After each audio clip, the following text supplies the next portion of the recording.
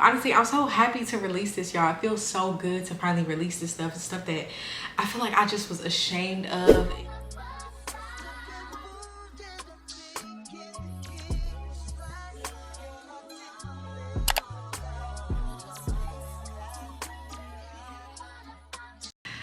Hey guys, and welcome to part 2 of my testimony. So I let my camera charge and I let my iPad charge a little bit, and I just took a second, to get it together.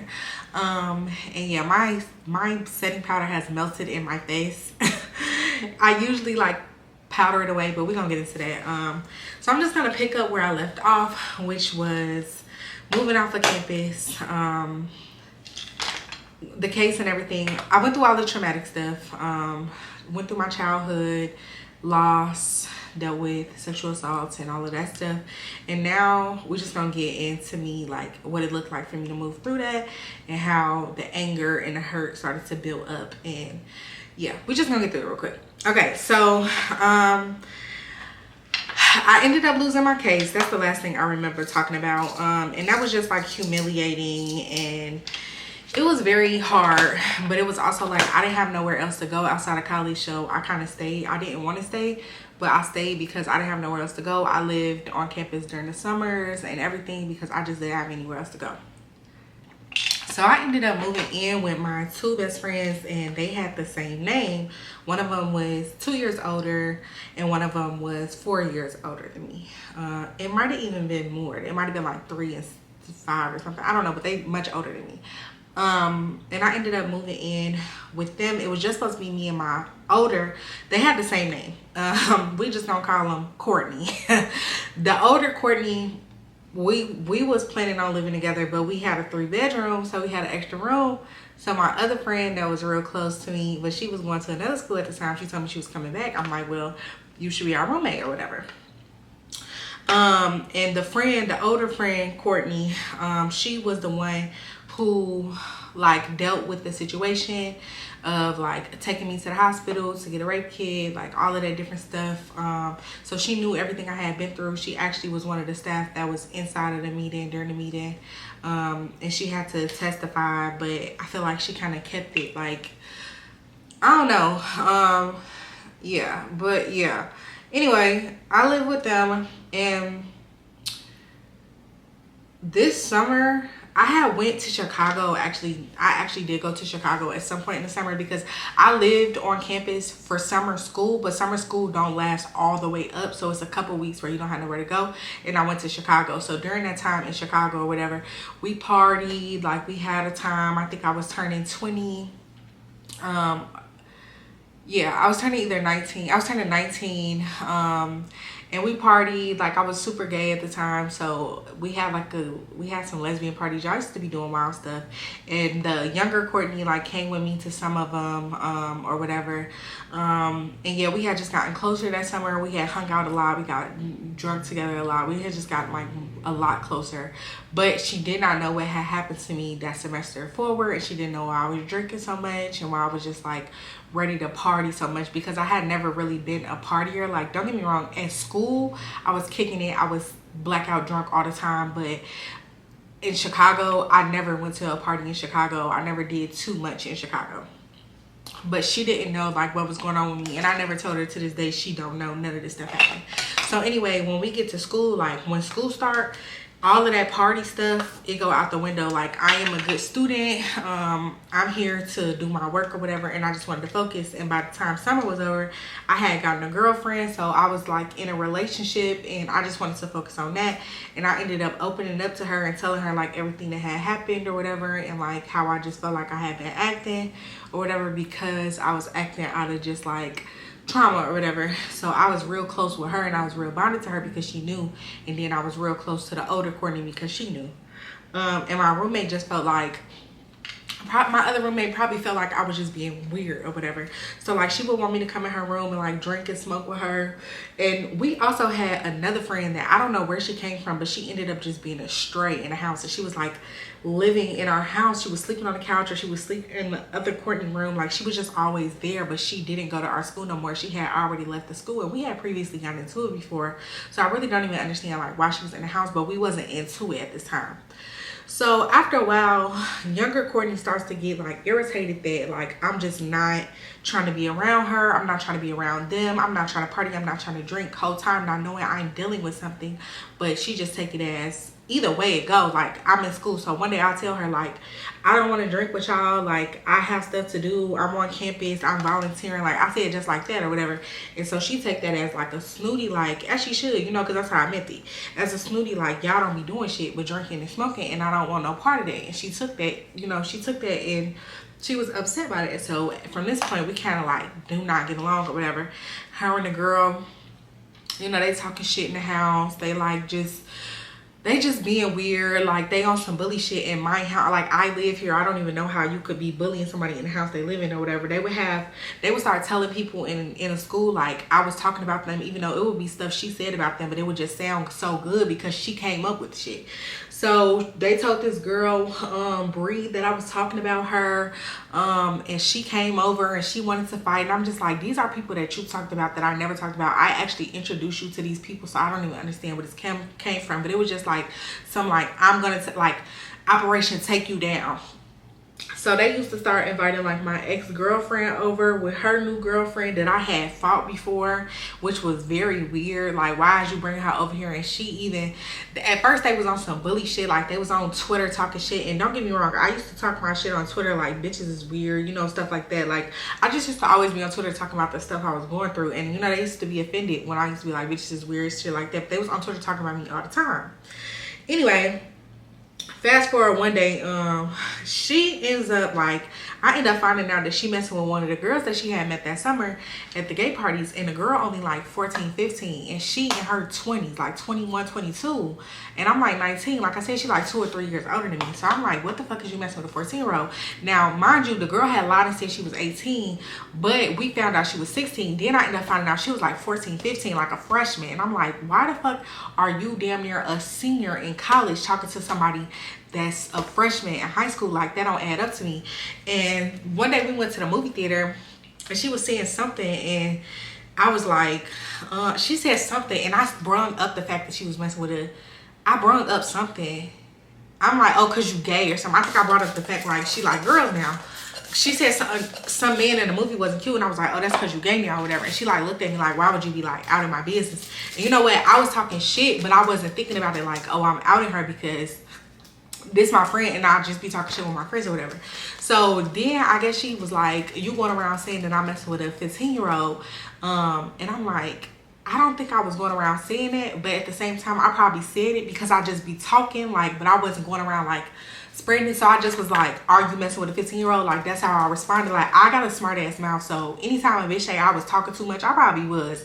And I just be talking, so I probably was. Like, so I'm like, ain't you fucking with a 15-year-old? Like, cause you asking me like that's not the case, like it's a lie or something. That's the truth. So I'm just like, what's the issue? You are messing with a 15-year-old and that shit is not okay or whatever. So we end up fighting. She ended up like knocking on my room door, and she came in there. That's what she came in there to ask me or whatever. And then I let her. I had closed my door because she had an audience. She had brought my ex-girlfriend, new girlfriend up in there to ask me that. Like, she had her outside the door, and she had the other girl out there that was just living with us like a stray dog. So I closed the door and I made her have that conversation with me in private, because you doing this where you having people come over this house every day stuff is crazy to me. So she ended up asking me that deal when I'm letting her back out. She like let me out the room or whatever. Because my thing is, if you want to beef with me up in this room. Like, beef with me up in my shit. Don't beef with me out up in the living room where you got, you know, home court advantage because you got a bunch of bitches over here. So I let her out the room. As I'm letting her out the room, she turned around and swing and like pulled me out the door. So now we fighting. We going blow for blow. We play fight all the time, and we be knocking each other the fuck out. Like, when we play fighting, we really be swinging on each other. Like, we was like sisters. Like, we had a real bond. Like, but we was just different. Like, I feel like all of my friends I've been real different than, and I feel like that sometimes be the downfall where they be feeling like I think I'm better than them. No, you might be insecure about who you are, but I know that you're a different person than me, and I accept you for who you are. But people always start to get insecure about, oh, this bitch thinks she's so smart, she thinks she's so cool, she thinks she's so popular. And it's like, gee, I'm really just trying to focus on what I was already focusing on before you even came in the picture. So we fight or whatever. She knocked my nose ring out. My nose ring bleed because I had just got my nose pierced. And that's about it. She got a couple scratches and like a bruise, but I don't have shit but like a bloody nose. Now my nose can't bleed because I can't breathe out my nose, so I don't have no oxygen coming out my nose to make blood. So even if you was to knock me in my nose, it wouldn't bleed. But my this bleeds because it got veins and shit in it or whatever the fuck. So my nose piercing bled. So she went to work the next day like, oh, she gave me a bloody nose and a black eye. So I go to work with no makeup on. Anytime I fought on campus, I would always show up with no makeup on. I fought one of the girls that was in there too, and she didn't do nothing. She ended up coming up to me like, I didn't know that she was finna do all that. I'm sorry, blah blah blah. And she had already been apologetic after we fought, cause she shouldn't have even been doing that. And then her girlfriend ended up, my ex-girlfriend, her current girlfriend ended up jumping in to help her, because why do y'all be fucking with me? Like, I don't be wanting to fight, but if I gotta fight, then I'm gonna fight. Like, what? Yeah, but it was just like real, just a lot of mess, y'all. It was a lot of mess. So I ended up like, cause she would have people coming to my door after this, like to fight me, all type of crazy stuff in the middle of the night. I ended up just moving out because it just was getting like worse and worse. And I feel like my other roommate, the older Brittany that was there when all this stuff happened to me, when I got sexually assaulted, she never stood up for me. She never said nothing that night when we was fighting. She kind of chose the other girl's side, which was crazy to me. That she, like, after I was done fighting her, she went in a room with them to make sure she was okay. She was like, is you okay? Like, I don't give a fuck who you feel like lost the fight. You shouldn't be going in there asking her if she okay. Or you, I don't know, I just felt like even if you wanted to play neutral ground, it wasn't neutral enough for me. Like, even when it came to, like, I had a cat, the younger Courtney, she went and got a pit bull, y'all. The pit bull from the little 16-year-old.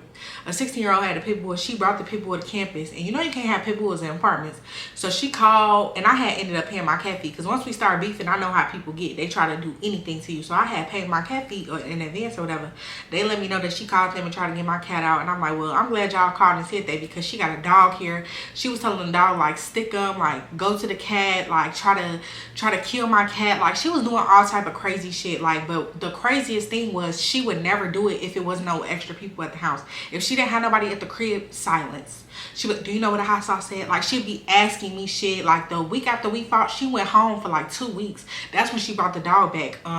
It was just like weird. It was weird. But like a month after we fought, I ended up just moving out or whatever, because it just was like a toxic household. I was already dealing with the shit I had went through the semester before, and I was in a relationship. Like, we was going back and forth, like, and it was just like too much going on. So I ended up moving out, and the only apartment that was available was directly downstairs. That was the dumbest shit ever. So I ended up moving like directly downstairs with like this white girl and this African girl.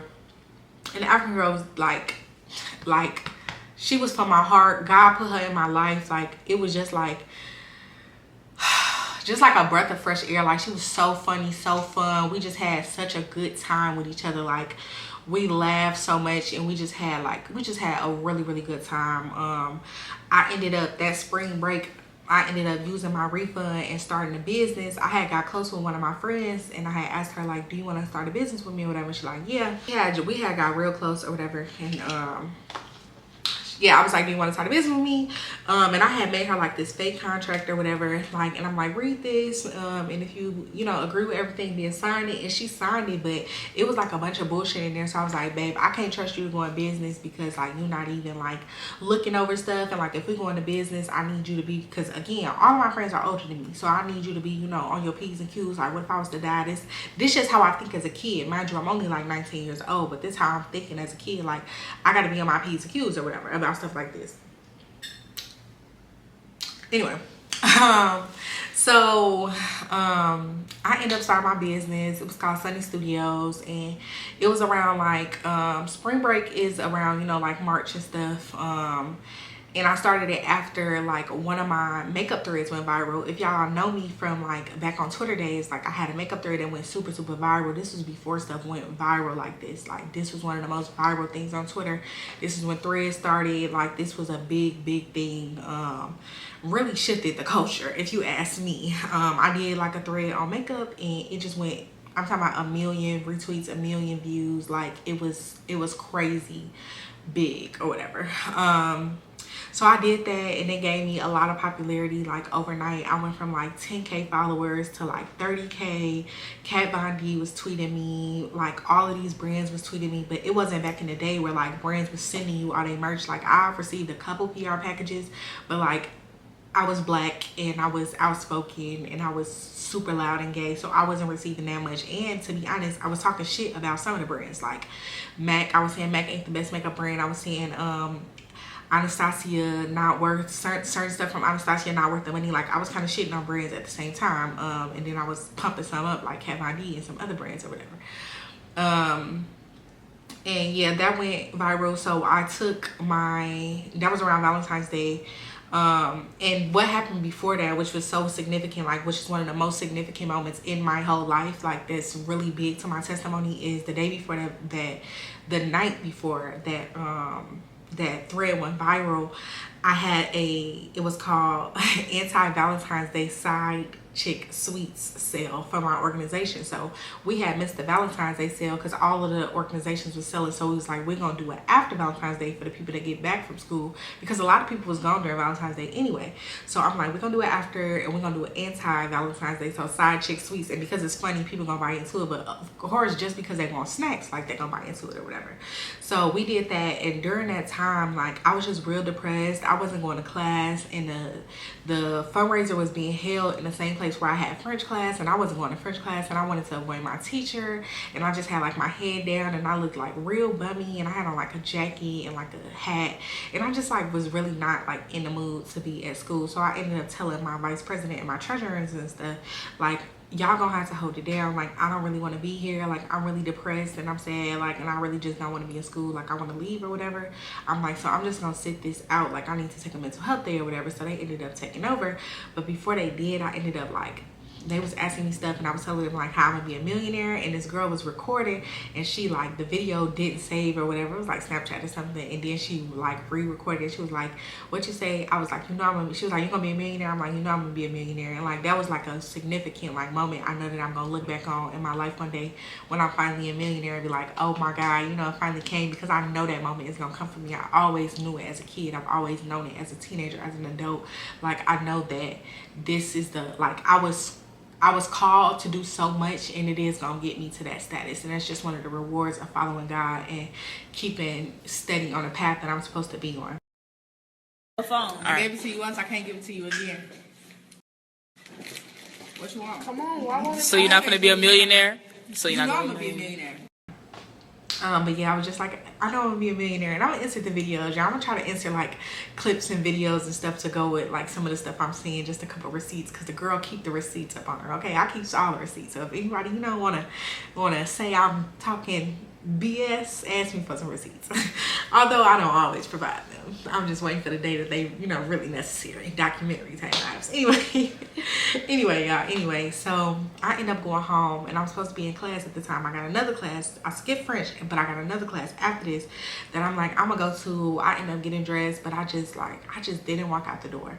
So I get a knock on the door. It's my old assistant. So my assistant had just quit like on some mental health stuff too. Like she was depressed or whatever. She ended up getting another job or whatever.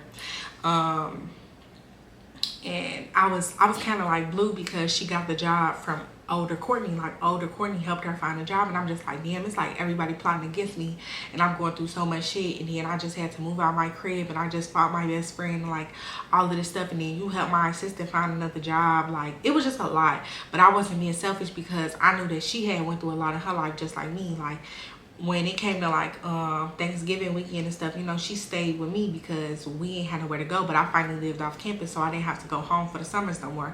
I only had to go home in the summer like the year before, because you can't stay in the dorms the whole time in the summer, but in your apartment you can stay there the whole year or whatever. So I just didn't take it personal, but I did feel a type of way that, you know, my friend got her a job. So what's my point? Okay, so she ended up knocking on my door, my old assistant, and she come like just telling me like, oh, I'm sorry for just leaving you, but I just wanted to say like how much I appreciated you. And she ended up buying me this bear, and it had like my logo on it, and it was like my Be By Ty logo. And it was just it's still to this day the best gift that anybody has ever gotten me, the most thoughtful gift that anybody has ever gotten me. It was just so thoughtful, and it was just like a token of appreciation, like, and I just really appreciated like being appreciated, because I love to help people and to give people and just like help them in this world. And I feel like sometimes people don't acknowledge that, which I know is for God to acknowledge, so I don't really like dwell on it too much, but it was nice to be appreciated for once. So anyway, she came to my door, she brought me that, we was talking, and then it was another knock on the door. I'm like, nah, who could that be? Like, it's already weird having one knock on the door, but I'm in the room with her and somebody knocking. I got 2 other roommates. Why is nobody answering the door? So nobody ended up getting up, so I ended up getting up and going to the door. So it was some Jehovah Witnesses at the door or whatever. And like I told y'all, I've already dabbled in going to different churches. So I went to Kingdom Halls before when I was younger, when I was in middle school and stuff, because I just would, my mom had a friend that was a Jehovah Witness, and I would go with her. Like, I used to volunteer to go with all the aunties to church. Like, I would go to church with you in a second. Like, I went to church with my friends, and I meant to tell this story, but I went to church with one of my friends' grandma in 6th grade, and I remember that it was a woman preaching. I didn't shift it, but I gotta tell this story. I remember that I'll tell the story later. Okay, I'll tell the story later. Okay, so in this time when the door was knocked on, it was Jehovah's Witnesses, and they had a watchtower, which is like their little pamphlet, like newsletter or whatever. And on the watchtower, and I always Google to try to find this watchtower. I'll be like Googling like 2016, 2015 watchtower. If anybody got all the watchtowers, please let me know, because I know exactly what watchtower it is. But on the front of the cover, it's like a bridge, and it's like a pool of like water, like a body of water, and it's animals, it's people, and everybody just kind of like existing in one place. And they were like, what do you see? Like, what do you see on the cover or whatever? And I'm like, people just like enjoying themselves. And that she was like, God don't want you to suffer. God has a plan for you to prosper and not to harm you, Jeremiah 29:11. And the fact that I was literally depressed, wanting to leave school, like exhausted by school life, and this lady came and knocked on my door and just literally confirmed to me, it don't matter what faith she was talking about God, Jireh, Jehovah, like God. At the end of the day, like, this is what she was talking about. God did not want me to suffer. Like, everything is, working out. It's so crazy. It's so crazy. Everything, is working out for me. And I've had a lot of these moments where people show up and solidify things for me and confirm things for me, and I always know it's straight from God. Like, he's definitely sent people to give messages to me, and I am so grateful. But yeah, I was just like overwhelmed with emotion or whatever. And I stood there for a while. My sister never came up to the door to see like what's going on, but I just stood there for a while, and I talked to them, and I took it, and I kind of was just like teared up, but I kept it together when I went in my room. And I was just like happy that night. I was just like really happy. So that night I was on the phone, and I had got into an argument with the girl I was talking to at the time, Alexis. And while we was like into it, I just was like tweeting, like mad tweeting, but I was tweeting about makeup. And that's when the thread went viral. I learned to like channel my anger into something else. I wish I would have stuck with that, because I didn't do that for long, but I learned to channel my anger into something, positive, or something to like express myself or whatever. And I ended up blowing up on social media, and I was already popular on Instagram and Facebook, but now I was popular on Twitter, which ended up being like a big part of like just my business, and just like me taking off as a person in that world. Now I feel like the numbers that I was doing wouldn't matter, but back then having 30K was like having $1 million. Now like we was doing, it was like having 300K. Like, we was doing big numbers back then. And even though I haven't grown now, like back then, like when it mattered, like when it was authenticity that sold, like I blew up in those times. And I think that means more to me than blowing up now, when people not authentic and they blow up for things that's not authentic.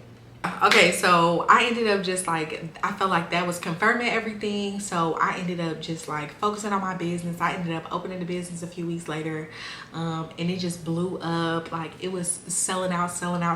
People was telling me my glasses is harder to get than Jordans, harder to get than Kylie lip kits. Like, I also had a business where I was selling like hats, and it was just like blowing up all over Twitter. I was a lesbian at the time, so I had these lesbian hats price. And it was just like blowing up, and it was making me so much money. And I was just in my room packing orders. I had my assistant, she came back to work for me, packing orders. Like, it was just like so much going on. It was crazy. It was really crazy.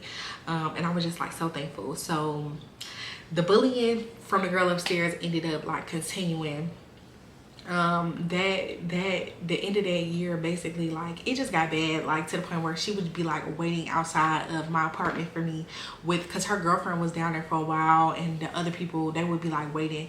And they had told me, so I had got back cool with them at one point or whatever. Like, I think this was before me and Brittany fought. They had got back cool with me for a little while, and I remember when I went in there, they told me, and this is something that stuck with me my whole life too, and I'm actually grateful for it. They had told me, like, the reason that we fuck with you is because you don't react, and we want a reaction out of you, and you don't be reacting. And I had to learn that people just want a reaction out of you. Like, for them to sit up there and tell me that they gonna keep fucking with me till I react, like they was gonna keep fucking with me till I reacted, like you wasn't reacting, you was pissing us off, like, to sit there and say that. And that's how we ended up back on bad terms, because we had ebbs and flows where we would be into it and we would get along, but it was just like I kept noticing they weird behavior, so we ended up fighting and all that stuff. But anyway, yeah, that stuck with me my life, like, that people just want a reaction out of you. So I'm trying to change. So I was trying not to get them a reaction. I would be in the office of my apartment building, and I would be shipping out my orders using the printer in the office. I didn't even have a printer at this time. I was shipping orders off the real USPS site. Like, I was literally throwing money down the drain, having no idea that you can get discount bulks. But I'm learning, I'm learning. This is something that I never seen nobody doing. I don't have no example, nobody on the internet selling ebooks, nobody teaching courses. This was me in 2014, 2015, doing this for the first time, setting an example for the people to come behind me. I did ebooks in 2015, like, I taught people back 10 years ago, so but yeah, so she would be sitting outside the office. Her and her girlfriend would be watching me. They would tell me they gonna cut my face up. The only thing I'm worth is my face, because I was a makeup artist. Like, they would just be doing all types of stuff. And nobody on campus knowing I'm going through this but my friend Dree. And we still friends to this day, Dree. Sometimes I would just go spend the night at Dree house because it was just kind of like too much. Like, it was so much on me. I was dealing with so much, and like sometimes I just did not want to have to like walk out to that. Like, it kind of almost made me like stay in the house sometimes. Not like I was scared or anything, but just like I'm just so exhausted of dealing with this. Like, I'm constantly just like dealing with the same stuff over and over and over. So there ended up being a situation where my ex-girlfriend, which I fought her current girlfriend, because her current girlfriend had tweeted me talking about, I didn't know her at the time. She knew my name. She kept saying my name, and I was like, girl, and what's your name, and what's your name, and I was pissing her off. So we ended up fighting or whatever. I beat the girl up. And her girlfriend, my ex-girlfriend, had to jump in. So I guess she was on Twitter like talking stuff about me, my ex-girlfriend, and my other ex-girlfriend was like, you always talking S about her, but you be trying to get with her and crying over her, and you was crying in the hallway over her, another situation for another time or whatever. And she was like, when I see you, it's on site. So one of my exes, we're gonna call her Christina, basically said she was gonna beat up, and we're gonna call her, yeah, she said she was gonna be here up on site or whatever. So anyway, it comes a weekend. It's like, I don't know what weekend it is, but the Kappas is pledging or whatever, and they having a party or whatever after they pledge. Now, I made the Kappas mask. I painted their mask. I did their little bloody makeup or whatever. Like, I'm very involved in my school, and I'm very involved like with the guys on campus and everybody on campus. Like, I'm super involved in school. I love school. Like, I've always loved school. I've always been involved because it keeps me from the stuff that I'm going through in my life. But yeah, so I was at the probate because why wouldn't I be there, and because I did their mask or whatever.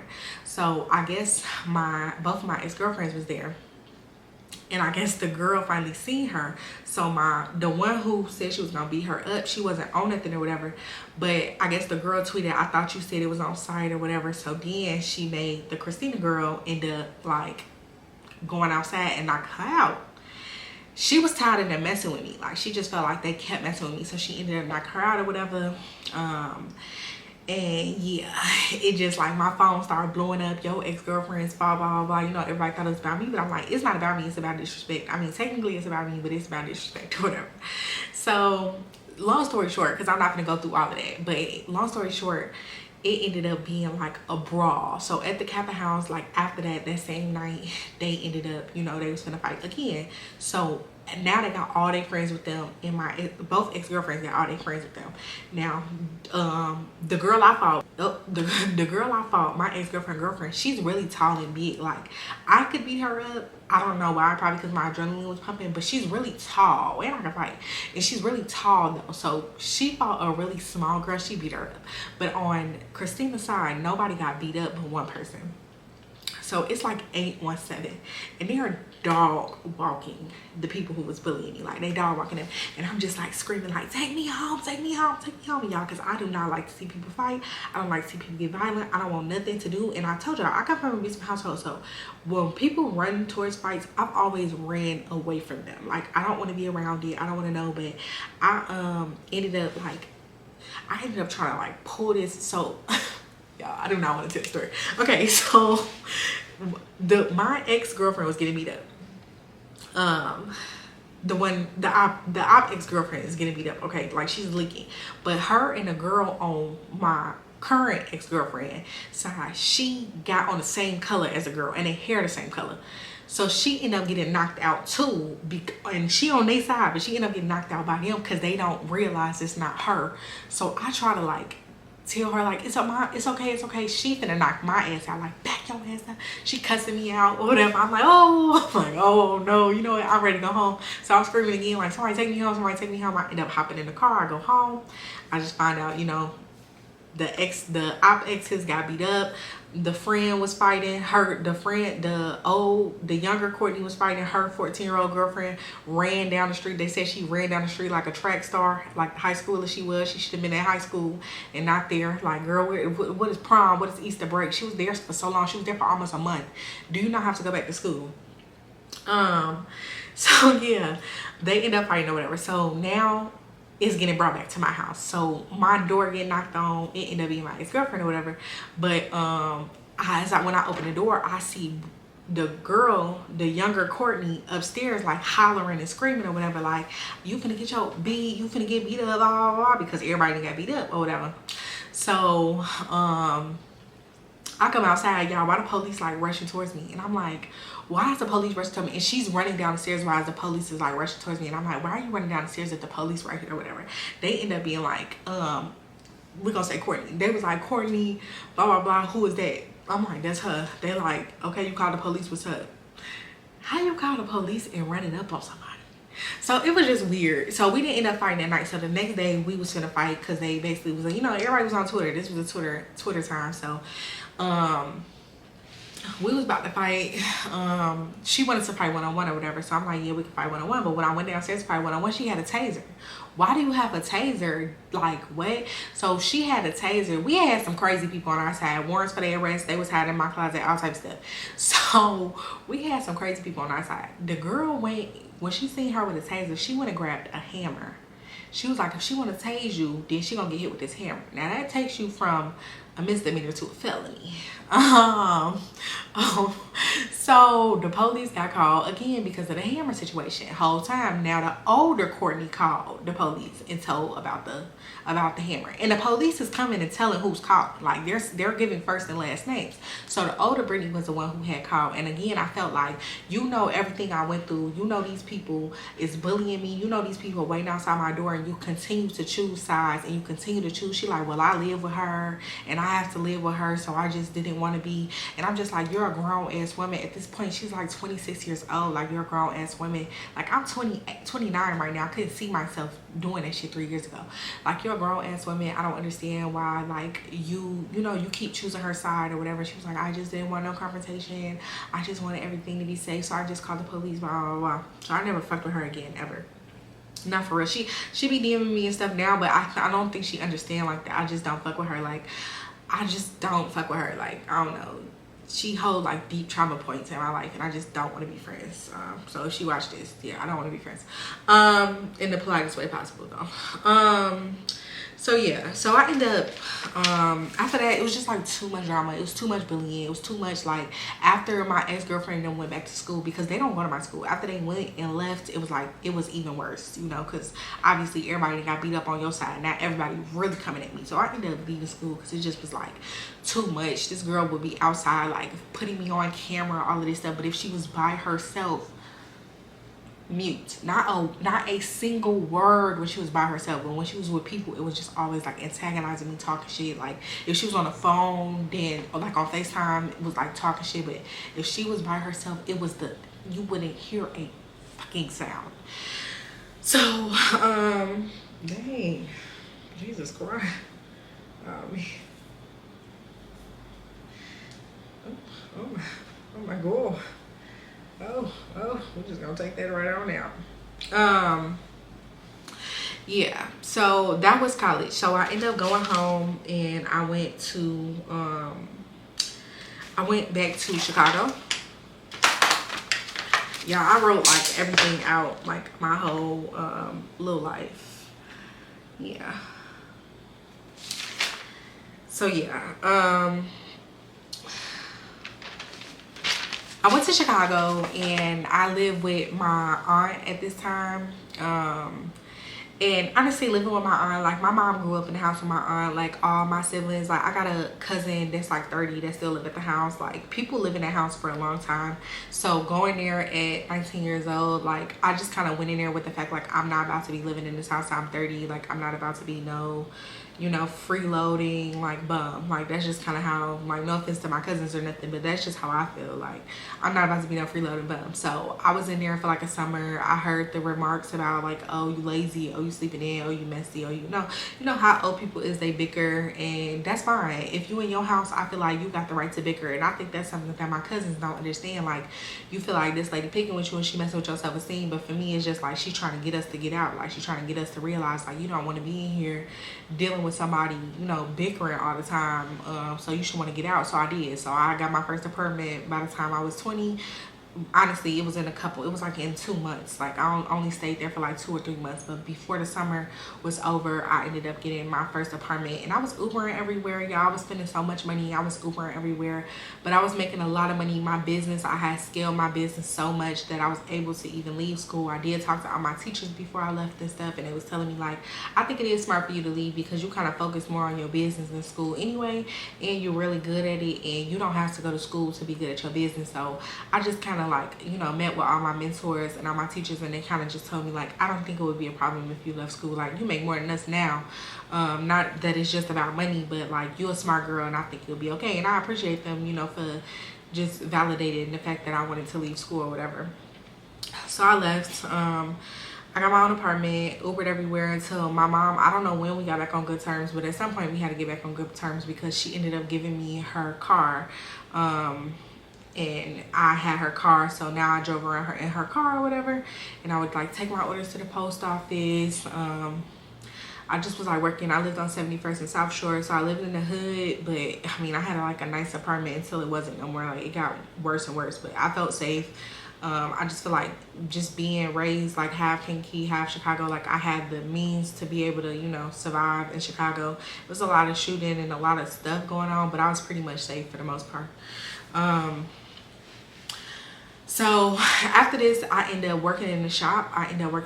My friend from college, he had his own barbershop at EIU, and he wanted me to work there, but I ended up not because it just was cheaper to work out of my dorm in my apartment, so I just didn't want to pay nobody. But at this point, it was like I shouldn't be working at my house, and I'd be shipping orders at my house. Like it just be too much going on, so I would prefer like to have somewhere to set up or whatever, to like grow my clientele or whatever. So he told me like he worked in his friend shop and that I should like come up there, like they look for a makeup artist. So I ended up coming up there and I got like hired or whatever on the spot. And this is like, it's crazy because these same people gonna end up coming back up. So like when I first like like met everybody or whatever, I had met some people that worked upstairs or whatever, and they was telling me like, oh, we like you, we approve of you. And I kind of just like set the standard at the beginning, like I'm not an approve of me type of bitch. Like, you don't get to tell me you approve of me. I'm not a credit card limit. Like, I'm not a credit card, I'm not a housing loan. You don't get to tell me you approve of me. Like, I just wanted to set shit straight. Like, I would not be coming up in here and working for somebody and people telling me like, oh, they approve of me. That's not how they work. I can work in the shop. Y'all asked me to be in here, you know, like you know, I kind of came with this like arrogance, and that's kind of like the arrogance that I carried on me. Like, I always knew that I'm the talent. Even when it comes to a celebrity, you might be a celebrity client, but I'm the one with the talent. I'm the one that can do makeup, and I always carried that arrogance, and it kind of offends people, but at the same time, that's just me standing up for myself. So them people already off the bat didn't like me immediately, but they didn't work in the shop, so it didn't matter. The rest of the people I pretty much vibed with, and it was cool. Fast forward, I'm dating a new girl. I dated the girl from when I first, like, after I got sexually assaulted, the girl I was like with, I dated her for a while, and then I dated this other girl, who was driving my client's car to come and see me, and I did not know that. She was, yeah, too much drama. Okay, too much drama when I was a kid. Too much drama.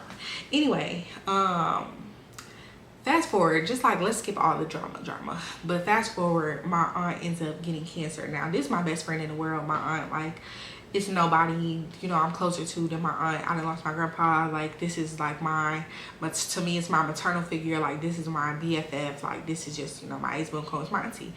And she ended up getting sick. She ended up getting cancer. So when I found out she got cancer, I was like devastated. And they kept it a secret from me for a long time. Like, I ended up finding out, you know, when it was real late.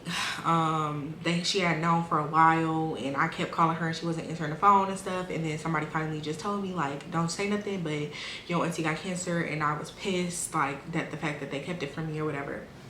So I ended up, like, really just, you know, dedicating my time to taking care of her. Like, nobody was in the hospital with her. I was in the hospital with her all the time. Like, I took her to doctor's appointments, and her mom would come too, but I pretty much was there because her mom still worked, and her mom took care of the household while she wasn't there. But she also had a fiance at the time who also didn't do anything. Like, he refused to come in the hospital. I would have to meet him downstairs with her underwear and stuff, and like, that was taking a toll on her, like, mentally, as she's already sick, you know, like, that was mentally taking a toll on her, and it was definitely a lot. And I could see that it was a lot, so I just tried to carry, like, all the weight of all her burdens on myself, while also running the business out of the hospital, while also running to the shop real quick to do one person and coming back, or running to my house to do makeup and then coming back, because my house was only 10 minutes away, so I would take my client out of my house and then come right back. Like, but I pretty much never left the hospital. I slept at the hospital. I shipped my orders from the hospital. I showered at the hospital. Like, I was at the hospital all the time, just to be the emotional support. I had a bed in the hospital, like, next to my aunt. They had this little cot that they can give you if you got a loved one, like, sleeping in the room with you. I dedicated my time to my auntie, and I don't regret it. I would never take it back. I love my auntie, and I would do it again and a million times over. Like, I love her so much that you know, that was the best predicament for us. And yeah, so as that was going on, the shop owner was kind of feeling away because I was starting to pay, like, booth rent late, but it was just like, I was never in the shop, but my stuff was still there and valid. If your stuff's still in my shop, like rent, if you still got your stuff in the house, you still got to pay rent or whatever. But it was just like, you on vacation and I didn't pay you. It was a random week that he was on vacation and I didn't pay on time. He wasn't even there. I wasn't even there. And he was like, if your stuff is in the shop, then you need to pay booth rent on time. I'm pretty sure he needed some money for Tulum or wherever the fuck he was at, you know. But it was just like, you know, I'm in the hospital with my aunt, so I felt like he should have been a little bit more compassionate. Knowing what I know now about business and personal, you know, it kind of is what it is. It was just like, it was other people in the shop that I knew was way, you know, more behind. And I just felt like it was more so him knowing that I made Bonjour Bundles money because I was running my hair company at this point. I feel like he knew that I was making 50-40K a month, like, just off of hair, that he felt like, oh, you got it. But at the same time, I might be making 40-50 off of hair, but that's 30-35 in supplies, that's 10 in shipping, like, you know. So I might not only be walking away with like 7, you know. Like, in reality. And I got bills to pay, and I'm living out the hospital, and I'm paying for hospital food every day, and I'm driving all over the city, you know, like I'm just doing way more, and I'm paying booth rent even though I'm not there, and I'm not making money from makeup, which was my extra income. Like, so it was just, you know, it was just a little bit like of a shift in my life, and I was just going through a lot, but at the same time I didn't feel like I was going through anything because my priority was my auntie. When she got back and better, I still just lived in my house. I would pick her up and take her to her appointments. That was just like a priority in mine, but I took, you know, the way that he treated me in the back of my mind, and I was like, you know what, I'm gonna just go and open my own store. So I ended up talking to, so we all was in a building, and it was like different lofts inside of the building. So I ended up talking to the owner, and I just was kind of like, do you have one available? And she had the one on the first floor, which was the only one, and it was like the biggest little area. There were some that were bigger, like on the higher floor, they were like gym size, but mine was like the biggest. You walk in and you gonna see it. You gotta walk in and walk past my store, like you would have to. So I was like, oh, I want that one.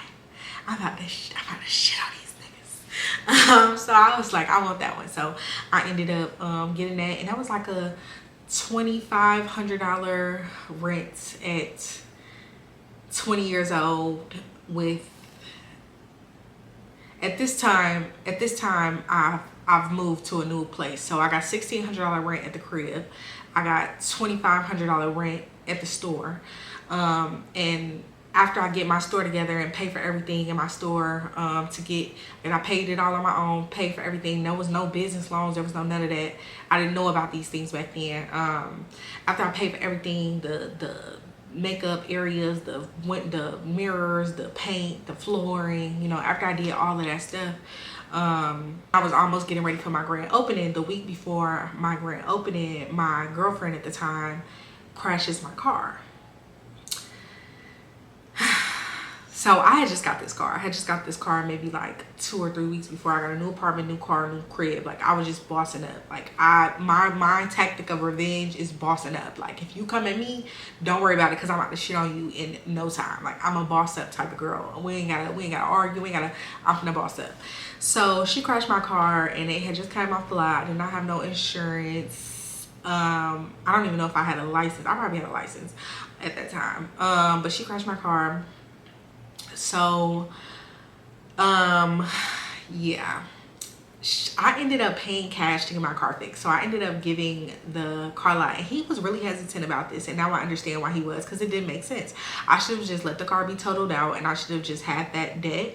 But I ended up paying double for the car, and still having to pay for the car, still having to make car payments as I'm paying cash to fix a car that could have just went back. But I didn't understand this because I didn't have the figures in my life, the adults in my life, to tell me anything. I was learning all of this stuff on my own. I had to make a lot of stupid, dumb mistakes that do not make any sense as an adult, that I would never let my child make or let. But I also was one of those, I got it.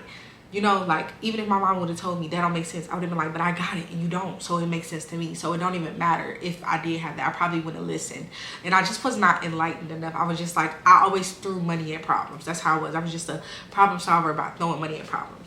So I ended up giving him like 13-14 grand to fix my car. It was total, but he's one of the best like car fixers ever, and he was dating my aunt at the time too, so he just kind of charged me like the basic. Like, it would have been more than that, but he just charged me like the basic, and it was like 13-14 grand with all the parts and stuff, because the whole front of my car had to get fixed. And I'll put a picture of my car or whatever. The girlfriend never gave me no money, still to this day, and she even went on to make a post about having a girlfriend who made over 6 figures but was still depressed. And I'm like, maybe I was depressed because you crashed my fucking car.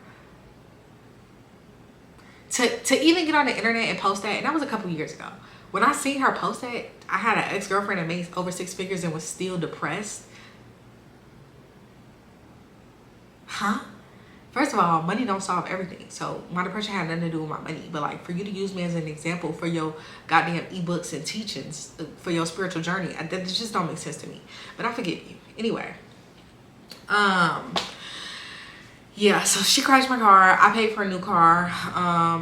For the time, I had a loaner. I had a rental. She crashed that as well. I know what you're thinking. Why in the fuck did you let her drive that car? I was mentally exhausted. I was always working. I was always doing stuff. My mom was there. I asked her to take my mom to the airport because I think my mom lived in Atlanta at the time. I'm like, can you take my mom to the airport or whatever, because she had came to see me. And as soon as she pulled out the parking lot, she got in a car accident. So now I have another $5,000 car accident bill on my credit card. So that maxes out my credit card because it was a $500 balance, and it puts it into collections, and it fucks up my credit. And it just, you know, goes on a cycle of things that, you know, I never bring up. I never throw in nobody's face. And I still was with this girl. But I started to like slowly hate her. And I think one of the worst things that I did in all of my relationships was I slowly started to not like them, and instead of leaving the relationship and standing on business of not liking them, I stayed, and I made them suffer the consequences of me not liking them and me not wanting to be them. And for that, I am wrong. I should have never made people that I knew I didn't want to be with. At some point in every relationship, it clicked to me, I don't like this person no more. I don't like the stuff they do. They don't feel like my match. They're not my speed. They don't think the way I think, you know. And I get real irritated when people don't do the shit that I would do. Like, I'm a real irritable person, and I feel like that's my downfall in the relationships, that I make people suffer how I'm suffering. Like, you got to deal with me and I got to deal with you. Why didn't you just break up with me? Like, I should have broke up with so many people, but I suffer with them. And another way that I suffer with her is she was like big into crystals and spirituality, and I felt like it made me feel so heavy. It made me feel like she didn't believe in God. Like, it made me feel like all she believed in was spiritual stuff, and it just made me feel like demonic, and like it was a dark energy around me, and it was just so heavy, like to the point where like I just was being so mean to her. I get so mean to them. I'm so mean to the people that I date, like after I start to be just disgusted with them. And it's not right. I really feel like you should leave people. You should not just sit there and like drag them through, even though they are a part of the problem. Like, I really feel like if you know you don't like somebody, and this is as an adult. As a kid, I did not understand this, but as an adult, if you do not any longer like someone, if you're not attracted to them, if you feel like they are a heavy weight on you, leave them.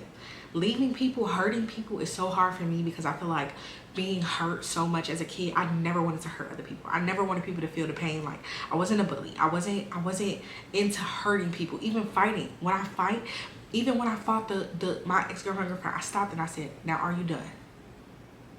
Are you done? Are you done? Are you done? Every time I fight somebody, I ask them, now are you done? Because I don't even want to hurt you, bro. I'm going to beat your ass and I'm going to stop. Because I'm not about to, like, I'm not somebody that's just going to keep going. No. Okay. We see that I won. Are you done? I don't like to hurt people, and I don't want to hurt people, but I have hurt a lot of people. And I can admit that I have hurt a lot of people, because I don't know if I didn't have the courage to hurt people. I didn't want to hurt people, you know, just trauma, just seeing what the result of people being hurt was. It was just, you know, it was a lot. Yeah, I ended up like, I was a caregiver in my relationship. I was paying all the bills. She was sleeping at my house. I paid for the food. I did everything. She would cook sometimes. She would clean sometimes. I feel like people felt like they were like my slaves because they cooked and cleaned, but it was like, if you're not doing anything else to me, it's like, why don't you want to cook and clean after me? And people feel like, oh, you're really messy. And I am really messy, especially because as a businesswoman, I always got shit everywhere. I'm doing makeup, I'm shipping packages, I'm doing this, I'm doing that. I'm always running and going and running and going. So it is shit everywhere. And people feel like, oh, I shouldn't have to clean up after you as an adult, but I also shouldn't have to pay for your life as an adult. And I feel like I used to stand on that. Like, you do need to clean up after me because I'm doing shit for you or whatever. And people didn't like that. Any of my girlfriends didn't like that. And yeah, probably should have got a maid and I had a significant other, but you know, I was slow. So anyway, I end up leaving that relationship and I get into another relationship. I just never like left space for me to take a break and to breathe. I always had to go from one person to the next person, to the next person, to the next person. So I meet this girl in my store. She take a class with me. She flirts, we get together. And I end up letting her like have her brand in my store, and she was like a little bit jealous. Like, she was jealous of my like stylists and stuff, saying like I cared about them more than I cared about her. Like, I showed them too much attention, but like at the end of the day, they paid me boo for it. Some of them. That was another issue I had. I wasn't standing on my business and my finances that much. Like some people wasn't paying me nobody was paying me to have their clothing in the store, even though they was making money off of me. Some of my stylists wasn't paying on time. My lash techs, none of them was paying on time. And I ended up having to finally tell them to go after like 2 months or 3 months of not paying.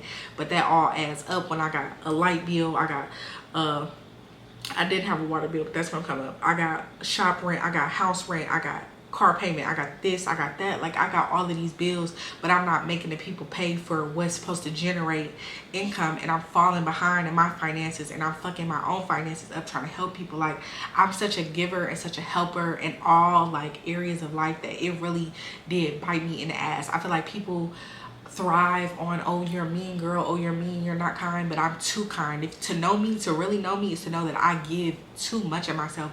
I give too much of my resources. I care about people so much. There's so many people that have come and taken advantage of me, or and then when I, you know, flip shit or make them go, that's when it's like, oh, you're a mean girl, oh, you're not nice, oh, you're unkind. But it's like, in reality, you thought you were gonna take advantage of me and you're not, or you did take advantage of me and you're not gonna take advantage of me no more. Anyway, long story short, I end up, you know, me and this girl is in love in my head, and I want to move to Houston, and I'm telling her like I want to move to Houston. And I feel like I love the fact that she's so business savvy. She the first girl I feel like that's like working on her own, doing her own stuff. She let me know like she in college, she a chemist, she got her own hair care line. Like I'm super proud of her. Like this the first girl I feel like bossed up. She took me to the Woman Expo. Nobody ever took me to no expo. I'm always taking them to stuff, so I felt like she was just so bossed up, and I was so attracted to that. So this my girlfriend. Like I'm making sure she's straight. Like she stayed with me when she in Chicago. I go to her college and I stay with her. And I think she was at Mizzou. And yeah, so I ended up wanting to move to Houston. So I ended up wanting to move to Houston. And at this time, I'm having a lot of problems with like stuff in my shop, people not paying rent. Somebody smoking in my shop. I found out somebody was renting out my shop to do music videos when I found out that my little sister's picture was in the background of somebody's video, and they smoking weed. And they was like, ain't that your little sister? And I'm like, what the fuck? It was her picture in the background, because they was renting out my shop and not giving me no money, and still talk shit to me like I didn't deserve no money. And they wasn't even paying to be in my shop. Like people were financially shitting on me and like taking out of my mouth, and like I was falling behind financially, and it's my responsibility at the end of the day because it's my shop. So I made a lot of these people get out, but I'm still behind in my obligations whether I kick them out or not. So anyway, I want to move to Houston. I'm making a decision. Like I'm sick of Chicago. Like I'm sick of people shitting on me. I'm sick of people using me. I'm sick of people not paying booth rent. Like I'm just sick, and I want to go. But I wanted to keep my shop running because I felt like I was gonna be able to catch up with my financial obligations. But then I end up getting hit with like this $4,000 water bill because they tell me they never charged me for water all last year, and she didn't know I was using the water. If you don't charge me for water for a year, you will not be getting a year's worth of water. You can charge me from this month on. But if you don't give me a warning, past due, so like my rent was like already, like I told you, my rent's $3K. Put a $4K bill on that, that's $7K. $7K plus $1,600, plus I'm moving to Houston, plus I got a car payment, plus where the fuck is you getting $7K from? So I ended up not paying my rent that month or the water, and some of my employees didn't pay rent that month either, but some of them did. So when we finally ended up so I ended up going to Houston. I took my girlfriend with me or whatever, and that was another situation. Like I had a lot of stuff testing me on my way to Houston, but I ain't even gonna get into that. But on my way to Houston, like I don't know, I was just happy. I felt free. I felt like glad that I was just moving on from Chicago. I was leaving, but at the same time I had so much dark shadows over me. I had an account frozen. With bundles back in the day, you weren't able to sell bundles. Like it was a high risk thing, so I had to get a new account to be able to sell bundles. They stopped letting me sell bundles, so I was getting behind and shit, and I already got this $7K bill. I can't be getting behind with a $7K bill, like, and stuff just started stacking up. And long story short, I ended up getting evicted out of my store. Now, mind you, I'm not at the store. So I found out I got evicted from my employees. I did not know, like, I was about to get, like, my bills was not that bad. But they bad because $4,000 plus 23, that's damn near $7K or whatever. So it was just bad. It was like on the note it said like $11,000, but that was with the upcoming rent. And I'm like, no, I'm not paying none of that shit or whatever. Nobody's paying rent. Like I'm like over it. My account's just frozen. But like I was financially irresponsible. Like I have to admit as an adult that I was financially irresponsible. And then the water thing like just didn't make sense to me. And then I found out that they was gonna sell the building and nobody in that building was really paying rent. So like when people was like laughing and like shitting on me, I kind of just felt like, okay, I mean, I guess. But they ended up all getting put out the building the next month because they sold the building. Anyway, so yeah, I was very irresponsible and I fucked up a lot of people, you know, like like I feel like I was wrong to my employees that was in my store at the time. Not all of them, because all of them wasn't paying rent, but to 3 of them that was paying rent, to 2 of them that was paying booth rent, and I had a new girl, so I would count her too. But to the 2 of them that was paying rent, like they didn't deserve that. And one of them forgave me, one of them hate me, which understandable. And then the third one, I don't even know her name, so she was new, so I don't like remember her or anything. But I do apologize, like, because I was wrong. I was financially irresponsible. I feel like people are finally starting to realize like how hard it is to have all of these things and manage all of these things now during COVID and during the, you know, the economy going bad. But I had to experience these things very young. I've been out on my own since I was 18 years old, you know, so I've had to learn how to deal with stuff and pay for stuff on my own for a long time. And stuff just kept catching up with me, from the hospital, from even when PayPal held $75K of my money, and that was during the time where I was in the hospital. Like a lot of this stuff just kept piling up and piling up and piling up, and it just was getting so bad on my finances. But back then, like, even to say this right now, I was so ashamed of all of this stuff to even say out my mouth like, oh, I got evicted out of my store. Like that was so shameful to me. But it's like, I tried, I gave it my best shot. I didn't do my best to notify my people, and I'm wrong for that. But I did my best. I did my very best with the cards I was dealt, and I'm proud of myself. And I'm proud of the little girl in me that wanted to be the big boss. I'm proud of the person who got through bank accounts being held up, accounts being frozen, Stripe getting canceled, PayPal payments getting canceled, Shopify payments getting canceled, having to open up a high risk account, having to open up business bank accounts, having to go to the bank every day and put in 30,000, having Chinese holidays mess up your flow, having an assistant who sent out every fraudulent order because she was in on a scam, and you know, having all of these things and all of these odds stacked against me while going through all of this stuff, while dating these people, while paying for everything for 2 people. Like I was financially irresponsible, but I was also dealing with a lot of shit, and I have to give myself a pat on the back for even getting through that. I was so ashamed of, you know, just the financial irresponsibility and just like how people was thinking of me, and how people was saying I got evicted, and how the girl went on live and posted the note on the door, and you know how like they was talking stuff on the internet. You know, I was so ashamed of that, but I'm not ashamed of that no more, y'all. Like getting evicted, I feel like y'all give a little bit too much power to that. Like getting evicted is, you know, and somebody probably gonna clip and meme this, but it's really not that deep. It's just you being met, you cannot financially afford something anymore. It happens. It happens to the best of us. It happens to corporations when they can't pay their rent no more, when Dollar Trees are closing, when Chili's are closing, when this is closing, when that is closing. At some point, the numbers don't add up no more, and doors do have to close, and sometimes they close on employees, and it's not right. It's not right. And I shouldn't be like that, especially not as a small business. I should definitely be telling my people, you know, when something is going wrong. But I think just now, as I'm older, I really do understand that you take losses and you take wins in this business life. And I was definitely growing. I was 20 years old and I was like a real adult. I was doing stuff for the first time. I was paying for stuff.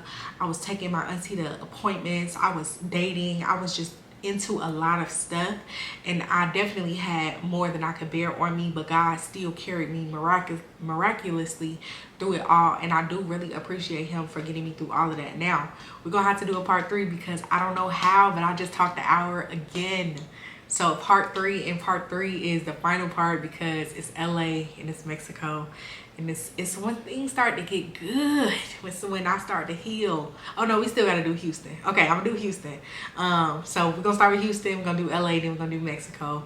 And yeah, I'll see you guys in part 3. Honestly guys, this is good. I'm gonna put my camera on the charger for a minute. I might go out, walk, and get me some food on the streets for my camera charge, and the transfer happens with my memory to the computer. Honestly, I'm so happy to release this, y'all. It feels so good to finally release this stuff. It's stuff that I feel like I just was ashamed of, and even though I wasn't ashamed, I was ashamed, but like to get it out and just free it so that God can just bless me and take all of the anxiety and the pain and the shame away, and like declare me, you know, new and forgiven. I'm just happy to release it. You know, when I got baptized, I really did ask God to forgive me for all of this stuff. So I am made new already, but this just feels so good to get it out. And I'll see you guys in the third part. I'm not gonna ramble, but oh my God, see you guys in the next part. Okay, bye.